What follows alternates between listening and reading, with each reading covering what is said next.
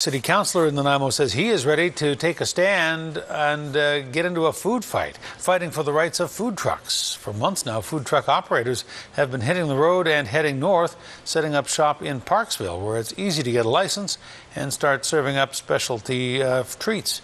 CTV's Chandler Grieve shows us tonight there is a growing movement to lure them back to the south.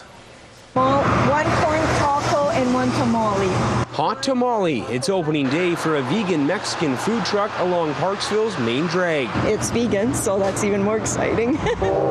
It may be exciting for Parksville, but the food truck was supposed to be set up here in Departure Bay and in Nanaimo.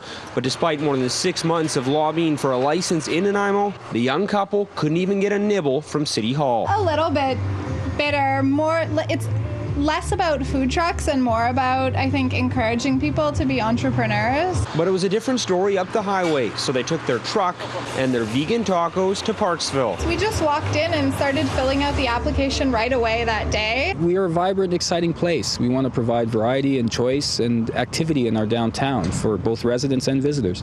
But those at City Hall in Nanaimo say what works in Parksville wouldn't necessarily work down the highway. Population doesn't dictate how well the service will do.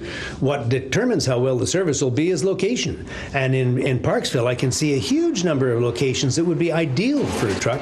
And I just challenge anyone to say, where would that be in Nanaimo? Recognizing that you're not allowed to stop on a city street.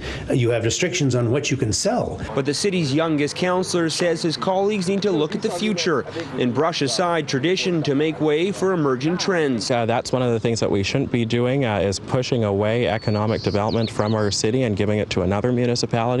He says Nanaimo is missing out on a chance to make the city more appetizing for young people. Food carts is one of the things that I think would actually encourage people to come down here, and every year we continue to lose young people going to Vancouver and other parts of Canada, and I think this is one of the initiatives that we can move forward that may actually help keep young people here and actually will encourage them to come into our downtown. As for the owners of La Vida Vegan, well, they're still learning the ropes. It's for you, I think so.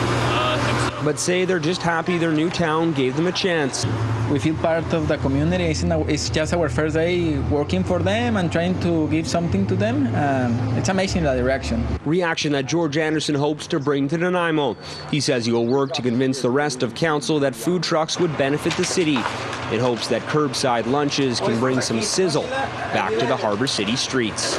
Chandler Grieve, CTV News.